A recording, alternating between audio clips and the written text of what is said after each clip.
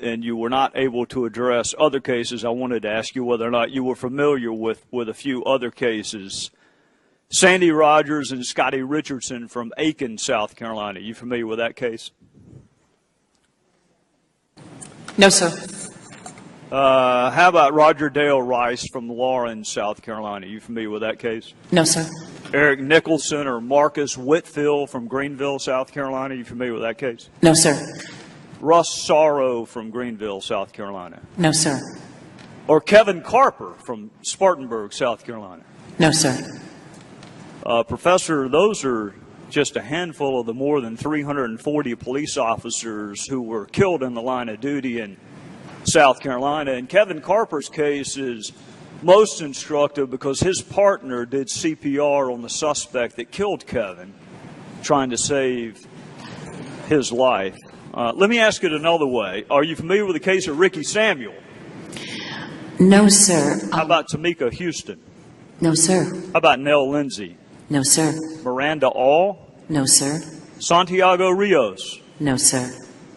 Those are all folks that were the victim of intra-racial homicides in South Carolina. And I hasten to add there were not protests either with any of those police officer killings or any of the intra-racial killings. And I suspect you agree with me, Professor, that all lives matter, whether you're killed by a police officer or your next-door neighbor. You're every bit as dead, aren't you? Yes, sir. I actually, as a former prosecutor and someone who's worked with police officers, have the deepest respect for them. So do I. And despite that deep respect, Professor, I still maintain the objectivity of prosecuting police officers who engaged in misconduct. We have a process in place if you don't think you can be fair. It's called recusal, which is what some of us did in every single one of our officer-involved shootings. We recused it to another prosecutor so he or she could make that decision. So there is a process in place. You called for a process. There is one. It's called recusal. Do you know, as a former prosecutor, or can you deign what may have been the biggest impediment to our being able to successfully prosecute homicide cases, particularly homicide cases involving victims of color, in my criminal justice jurisdiction? Do you know what the biggest impediment was? In Massachusetts, one of the biggest impediments is trying to get witnesses to come forward. You're exactly right. You're exactly right. You have a victim of color, and we had trouble getting witnesses to cooperate with law enforcement and prosecutors, which then, as you know, diminishes the quality of that case and your ability to prosecute it, which may result in a lesser plea bargain because you don't have the facts, which may then result in what you said in your opening statement, which is people have a tendency to treat black lives differently than white, when the reality is the case wasn't quite as good. Isn't that a possibility too? For every prosecutor who's out there, this is a serious problem, and you are correct in pointing that out, sir. Right, and it wasn't just me pointing it out, Professor. I happen to have a fantastic chief of police when I was the DA. Fantastic man by the name of Tony Fisher, who happened to be an African-American chief of police. And he lamented the exact same thing you and I are talking about, is the loss of life in his community and the refusal of people to cooperate, even in a drive-by shooting of an 8-year-old at a birthday party. A drive-by shooting outdoors where the whole world saw the car drive by. And nobody would cooperate with the prosecution in the murder of an 8-year-old. So I hope that part of this 21st century police strategies conversation that we're having includes getting people to cooperate with law enforcement so you can hold people to the exact same standard regardless of the race of the victim. Because let me tell you what my goal is. My goal is for witnesses to feel comfortable cooperating. But here's my other goal, and I'm out of time, but I'm going to share it with you. I want us to get to the point where we lament the death, the murder of a black female like Nell Lindsay, just as much if it's at the hand of an abusive husband, which it was, as we would if it had been at the hand of a white cop. I'd like to get to the point where we're equally outraged at the loss of life, and I hope we can get there. On national television this Sunday. No, sir. With all due respect, they do not.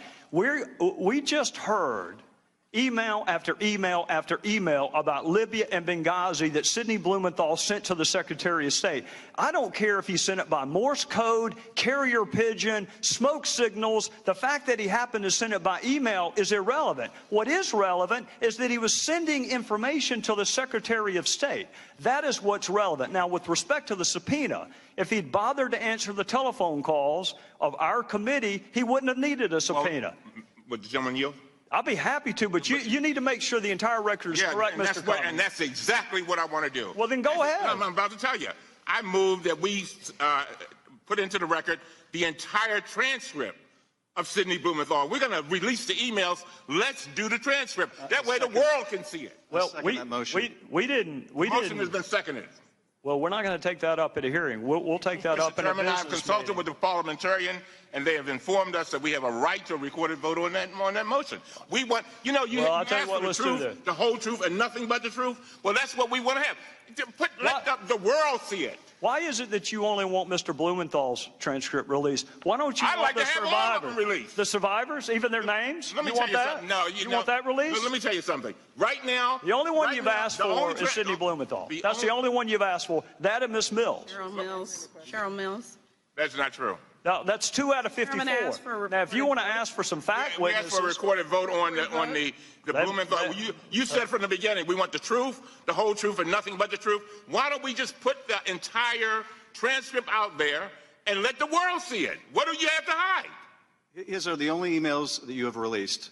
And the fairness to Mr. Blumenthal and to the American people, in the interest of a complete record, if you're going to release his emails, release his transcript where he has a chance to give the context of those emails. Well, you keep referring to Blumenthal emails. I would hasten to remind both of you, the only reason we have Blumenthal emails is because he emailed the Secretary of State. Those are her emails. That's why they were released. They're not Blumenthal's emails, and she wanted all of her emails released. She's been saying since March, I want the entire world to see my emails.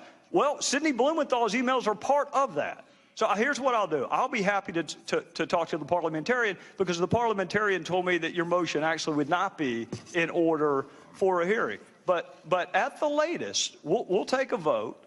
And the first week we are back, after this week, we'll have a business meeting. We can take up Mr. Blumenthal's transcript. We can take up whatever other transcripts you want. And while we're there, we can also take up the 20-some-odd outstanding discovery requests that we have to different executive branch entities. Why don't we just take all of it up then? Mr. Chairman, the allegations that have been made against him are refuted by his own testimony. In the interest of not having... That's your opinion, Adam. Well, if you disagree, then release the transcripts. What allegation, Adam? Why conceal the transcripts, even if the motion were not in order? You have the power to release them. You have the power to say I'll tell you why, because I'm not going to release one transcript of someone who knows nothing about Libya by his own admission, while people who risk their lives, you have no interest in their story getting out. You don't want the 18 DS agents. You don't want the CIA agents. The only transcripts you want released are Miss Mills and Sidney Blumenthal. Mr. Chairman, so we'll take all of this up in November. The only person you were interested in asking about during your entire questioning was Sidney Blumenthal. If you're so interested in him, release the transcript. You selectively released his emails. They're the only witness you've done that for. So you're asking, why are we only asking for his transcript? I'm going to ask the gentleman from California to please do a better job of characterizing. These are not Sidney Blumenthal's emails. These are Secretary Clinton's emails. And I'll tell you what, if you think you've heard about Sidney Blumenthal so far, wait till the next round. Sure, with that, we're adjourned. Our fellow citizens' frustration with government. They are absolutely convinced that we spend their money differently from the way that we would spend our own, and they are exactly correct. The rest of America cannot comprehend of a $44 breakfast. They are pouring generic brand cereal while you are eating a $44 breakfast. The rest of America would never conceive of a $7 Monte Cristo mini sandwich. And neither would you if you were spending your own money. You don't go out of your pocket and buy commemorative coins. I don't know anyone who does that. But we don't hesitate to spend taxpayer money on a trinket like that. Giving bicycles to indigent children is a wonderful idea. I hate that you robbed yourself of the satisfaction of knowing what it feels like to do it yourself instead of spending someone else's money to do it. The ostensible purpose of this hearing was to exchange ideas. You know, Alexander Graham Bell has this marvelous invention called a telephone. Or better yet, video conferencing. The notion that you have to spend $800,000 to exchange ideas is laughable and perhaps criminal. And the part that galls me the most is the hypocrisy of GSA not even following its own damn rules. You are so quick to make everyone else follow the rules, and you can't follow your own rules. You have an event planner on staff. That'll come as quite a surprise to most taxpayers. What will come as even more of a surprise is the fact that you didn't even use them. You paid somebody else to plan the event despite the fact that you have event planners at taxpayer salary. And the scouting trips. You know, Mr. Chairman, the tribes of Israel sent 12 scouts into the Promised Land before they decided to invade, and GSA has to send 15 to Las Vegas to check out a hotel. Do you not see the outrage in that? Mr. Robertson, do you see it? Absolutely. This conference was outrageous.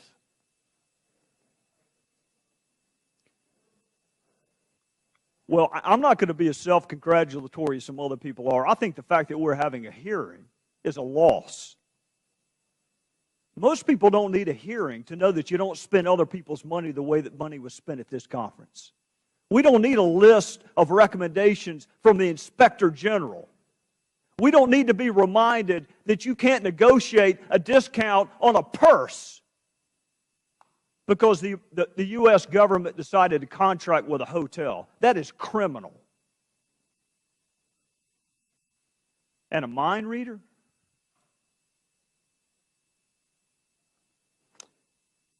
My guess is they will not need a mind reader to find out the American public has lost confidence in the institutions of government. And the response, I want indictments, Mr. Inspector General. That's a great way to get people's attention, an indictment. Not a memo, not corrective measure, an indictment. I went through your report and I wrote 25 times, what's the penalty? What's the penalty for doing what you found that they did? What is the penalty for negotiating a discount on a purse for your personal use because you work for the government and you steered work? What's the purpose? What's the penalty for tipping off a competitor of another bid? That sounds